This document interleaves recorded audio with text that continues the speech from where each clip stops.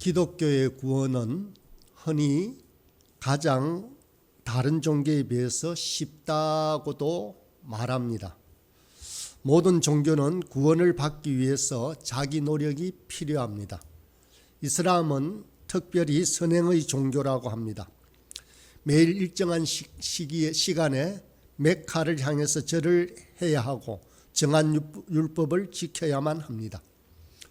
그래서 마지막 심판날에는 선행과 악행의 양을 저울에 달아서 선행의 양이 많아야 천국에 갈 수 있다라고 합니다. 그래서 이전에 권투 선수 무하마드 알리는 항상 라이터를 호주머니에 넣고 다녔다라고 합니다. 그러다가 죄를 짓거나 악한 생각이 나면 라이터 불을 켜서 손에 대었다라고 합니다. 그것은 지옥불은 이렇게 뜨겁다라는 것을 체험하고 죄를 짓지 않기 위해서라고 합니다. 힌두교나 불교는 고행을 강조합니다. 해탈이나 수양을 위해서 극단적인 절제나 수행을 요구하고 있습니다. 그래서 요가 성녀들 중에는 평생 동안 한쪽 손을 들고 다니거나 나무 위에 살면서 지상에는 발자국 한 번 내디디지 않는 사람도 있다라고 합니다. 장자부라라고 해서 불교에서는 10년 동안 눕지도 않은 성철 스님과 같은 분도 있습니다. 그리고 30년 동안 면벽한 분도 있습니다. 그런데 그렇게 하고도 깨달음을 얻어 구원에 이르는 사람은 그리 흔치가 않습니다. 그러나 기독교는 너무 쉽습니다. 말 한마디면 됩니다. 오늘 본문 8절에 나온 대로 믿음으로 구원을 받습니다. 내가 죄인이고 예수 그리스도를 나의 주님, 나의 구주로 고백하면 구원을 받는다라고 합니다. 얼마나 쉽습니까? 사람들이 이해하지 못할까 봐서 오늘 본문 8절과 9절에서는 이 사실을 거듭거듭 설명하고 있습니다. 은혜를 인하여라고 합니다. 은혜는 값없이 주시는 선물이다라는 뜻입니다. 또 그리고 믿음으로라고 말합니다. 우리 행위로 말미암지 않았다는 뜻을 강조하고 있습니다. 너희에게서 난 것이 아니라고 했습니다. 구원이 우리의 노력에 따라서 이루어지는 것이 아니라는 말입니다. 하나님의 선물이다. 순전히 거저 주시는 선물을 말합니다. 9절에서도 행위에서 난 것이 아니다. 이는 누구든지 자랑하지 못하게 함이다라고 철두철미하게 구원은 하나님으로부터 값없이 받는 은혜임을 강조하고 있습니다.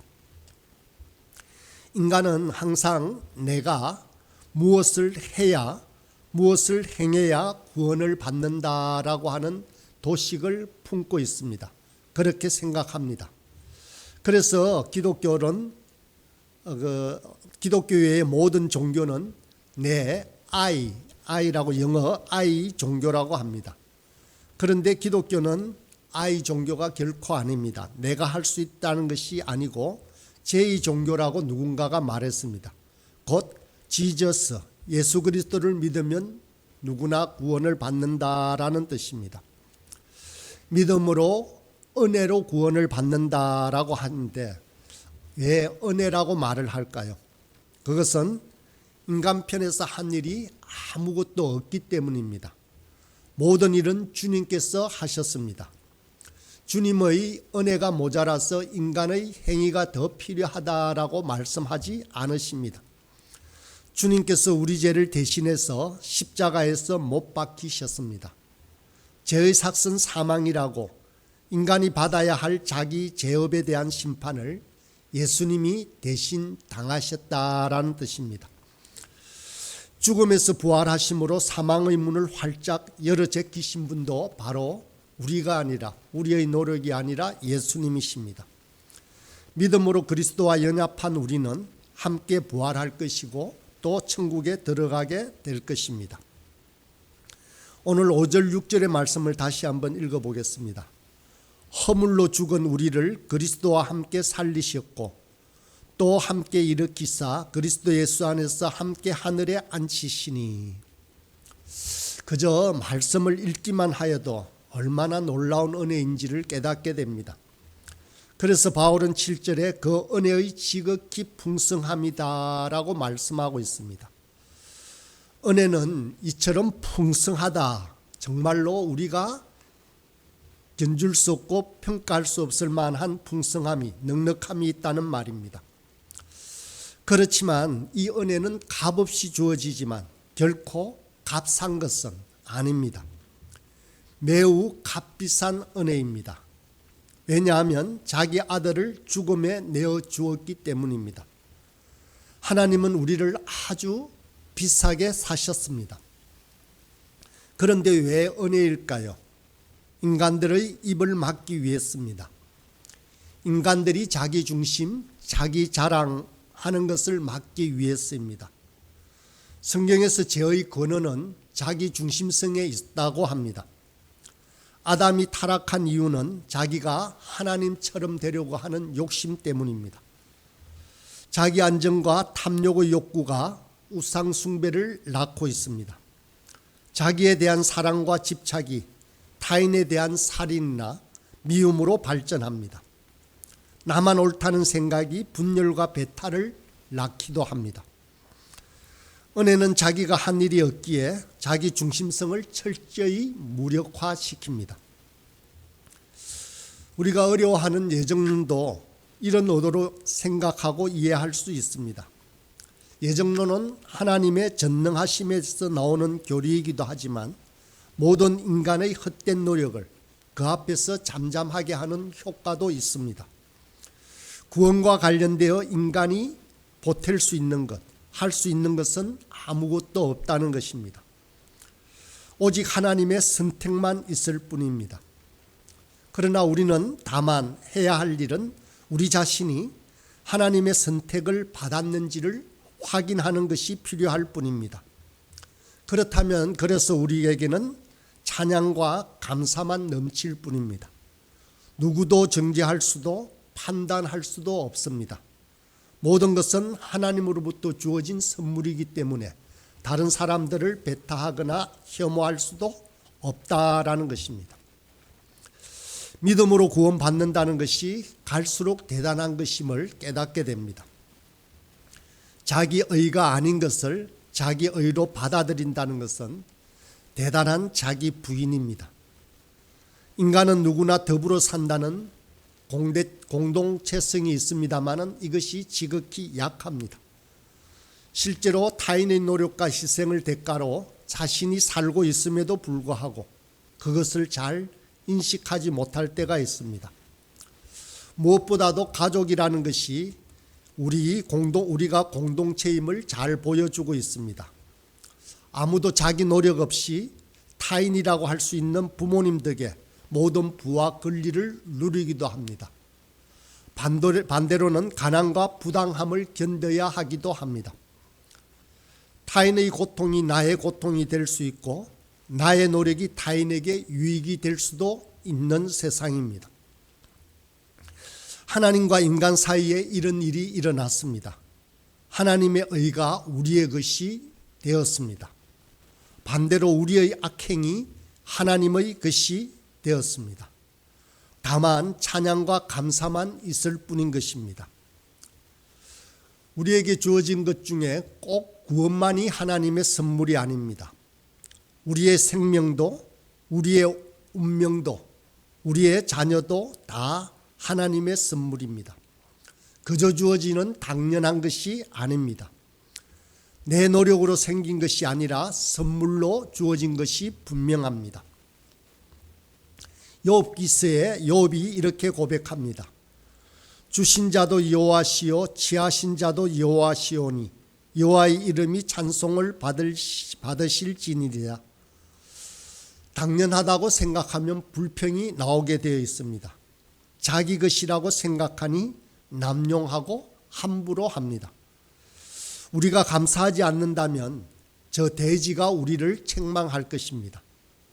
인간으로 생명을 받았음에도 불구하고 감사치도 않고 자기 유익만을 위해서 함부로 남용하고 있다고 말입니다. 자식 때문에 속을 앓다가도 이 아이가 살아있고 존재하고 있다는 생각을 하면 모든 문제가 사라지고 맙니다. 한국 땅에 태어난 것에 대해서 불평하다가도 내가 북한이나 아프리카 오지로 하나님께서 보내지 않으신 것을 생각하면 감사가 우러나기도 합니다. 우리는 하나님의 작품이라고 할 수 있습니다. 10절의 말씀에 보면 우리는 그가 만드신 바라 그리스도 예수 안에서 선한 일을 위하여 지으심을 받은 자니. 이 말씀을 표준 세번역에서는 이렇게 말합니다. 우리는 하나님의 작품입니다. 선한 일을 하게 하시려고 하나님께서 그리스도 예수 안에서 우리를 만드셨습니다. 여기서 말하는 만드셨다라는 뜻은 창조라는 단어와 동일합니다. 그래서 고린도후서 5장 17절에서는 사도 바울은 이렇게 고백합니다. 그런즉 누구든지 그리스도 안에 있으면 새로운 피조물이라. 이전 것은 지나갔으니 보라 새 것이 되었도다라고 선언하고 있습니다. 예수 믿고 구원받는 것으로 끝이 나는 것이 아니라는 것입니다. 이것은 구원의 출발입니다. 예수 믿고 구원받았다라는 것은 마치 길가에 구르는 큰 돌이 우리 집 안으로 들어온 것과 같습니다. 이제 위대한 조각가이신 하나님에 의해서, 하나님의 손에 의해서 보잘것없는 돌멩이가 정으로 쪼고 끌로 다듬으면서 위대한 작품이 되어가는 것이 저와 여러분입니다. 하나님의 관심은 우리 자신을 향하고 있습니다. 우리가 행하는 일이 결코 아닙니다. 우리의 일 때문에 실망할 필요가 없다는 것입니다. 일이라는 것은 하나님께서 우리를 빚기 위한 수단에 불과합니다. 일에 성공했습니까? 그렇다면 성공한 일이 자랑스러운 것이 아니라 그 성공을 통해서 우리의 인격과 능력이 자란 우리 모습에 대해서 하나님은 훨씬 더 자랑스러워 하십니다. 혹 일에 실패했습니까? 그러나 그것은 하나님의 눈에는 실패가 아니라 성공입니다. 왜냐하면 실패를 통해서 우리 인격이 더 성숙해져 가니까요. 더 많이 배웠습니까? 하나님은 일이나 문제를 통해서 우리를 아름다운 걸작으로 만들어 가십니다. 오늘 여기에 나오는 작품이란 단어의 헬라어 원어는 포에마라고 했습니다. 포에마라는 이 단어에서 시라고 하는 영어 단어 포임이 나왔습니다. 어쩌면 모든 사람의 인생은 이 시처럼 아름답다라고 할 수 있습니다. 우리는 시를 쓰는 사람이 아니라 우리 인생이 시 그 자체라고도 할 수 있습니다. 일에서는 성공할 수도 있고 실패할 수도 있습니다. 그러나 자기라는 작품은 결코 포기하지 말아야 합니다. 물질적 손해를 보았다라고 생각하면 내 자신을 위한 투자라고 여기시기 바랍니다. 상처는 나를 깎고 다듬는 수단입니다. 마지막 날 하나님께 보여드릴 작품은 바로 그 일도 아니고 그 무엇도 아니고 바로 저와 여러분 자신입니다. 터키의 시인 나짐 히크메크가 감옥에서 쓴 시를 읽었습니다. 이렇게 되어 있었습니다. 가장 훌륭한 시는 아직 쓰이지 않았다. 가장 아름다운 노래는 아직 불리지 않았다. 최고의 날은 아직 살지 않은 날들이다.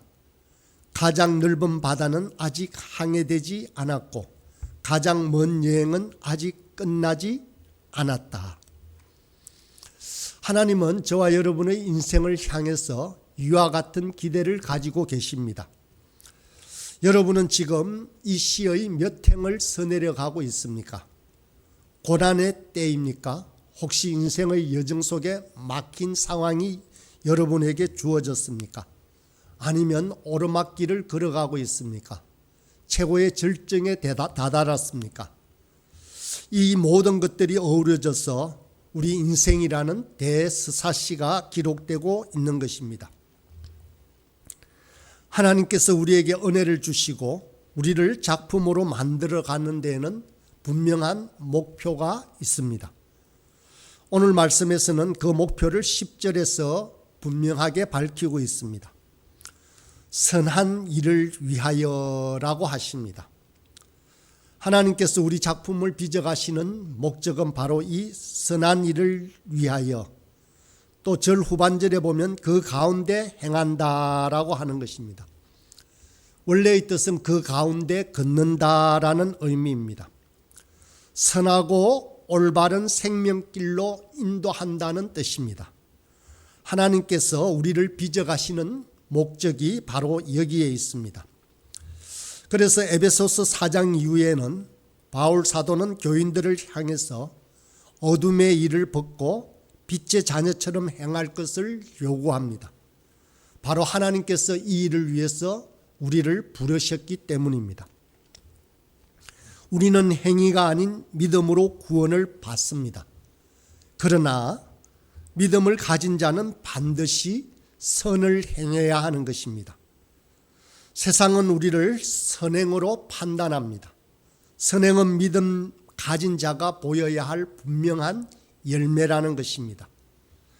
열매가 좋지 못하면 믿음이라는 나무도 거짓이 되고 맙니다. 하나님이 믿음이라는 것으로 우리를 구원하신 이유는 바로 이 선한 일을 하도록 하기 위함이다라고 분명하게 말씀하십니다. 그렇다면 여기서 말하는 선한 일은 무엇일까요? 우리가 해야 할 선한 일은 그저 개인적으로 착한 사람이 아닙니다. 악한 구조 속에서 온전한 선한 일을 감당하는 사람이 되어야 한다는 것입니다.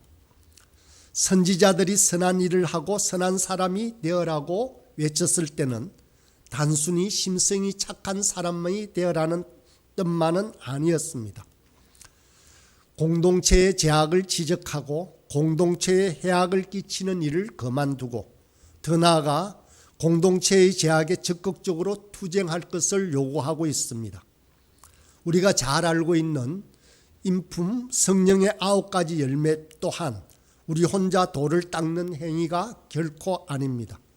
사랑과 희락과 화평과 오래 참음 모두 9가지 모두가 다른 사람과의 관계에 관한 성품입니다. 오늘을 사는 저와 여러분이 물질과 경쟁 사회에 저항하고 이 과정에서 소외되고 가난한 이웃들을 위로하고 도우면서 새로운 삶의 가치를 제시하는 것이 바로 본문이 말하는 선한 일들을 행하는 것입니다. 하나님께서는 이런 일을 위하여 우리를 부르셨고 교회를 세상의 빛과 소금으로 세우신 것입니다. 예수님의 낮아진 삶, 가난한 삶을 통해서 우리는 분명하게 배워야 합니다. 예수님은 자신을 희생함으로써 우리를 살리셨습니다. 이 은혜가 우리를 살렸고 우리를 하나님의 작품으로 만들어 가십니다. 이 아침 우리가 멋진 하나님의 작품임을 깨닫고 하나님의 작품으로 살아가는 기쁨을 누리는 저와 여러분이 되길 간절히 소망합니다.